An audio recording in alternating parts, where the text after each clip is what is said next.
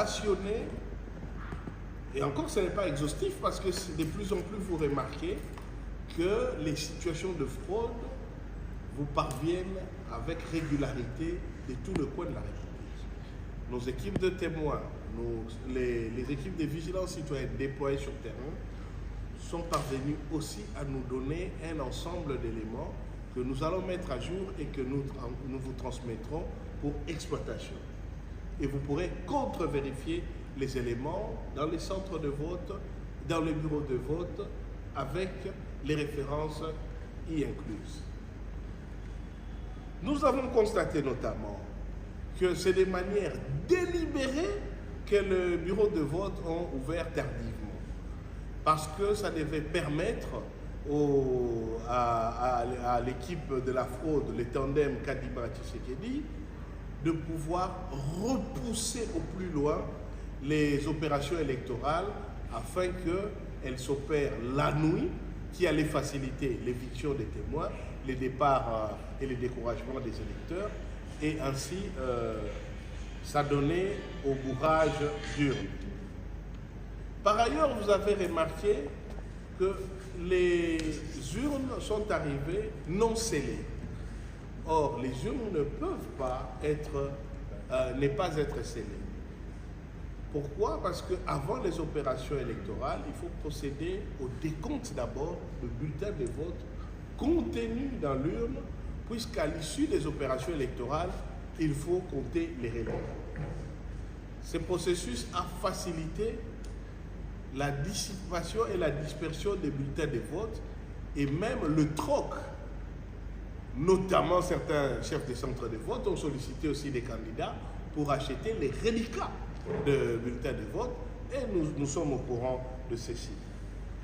Et donc ce qui fait que le bourrage a été très facile et ça vide automatiquement, comme vous les entendez, je répondrai à cette question, vous entendez les camps du recel du bulletin électoral demander l'affichage parce que l'affichage va refléter les résultats du bourrage.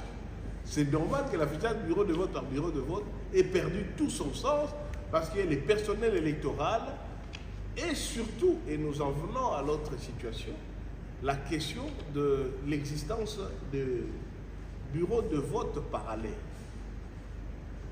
Ce ne sont pas des bureaux de vote clandestins.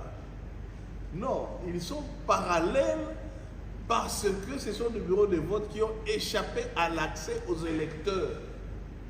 Mais des bureaux de vote que la CENI avalise, puisque les machines à voter qu'on retrouve entre les mains des candidats, tous du camp de Félix Tshisekedi, sont des machines à voter encodées régulièrement par la CENI.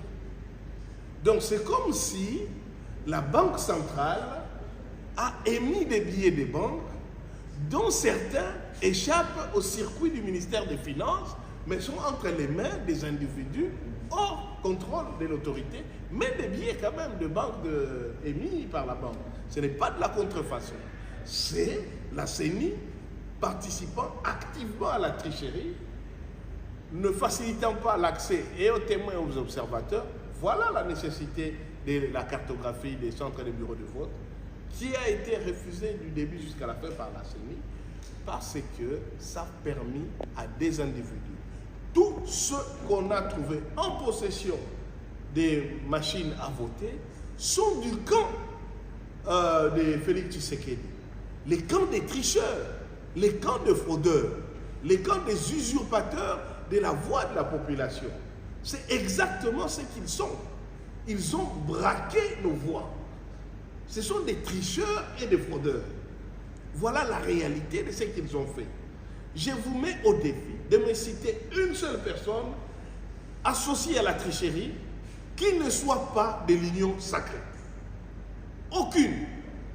Partout où on a trouvé des machines à voter, c'était chez les membres de l'union sacrée, toujours au bénéfice de Félix Tshisekedi.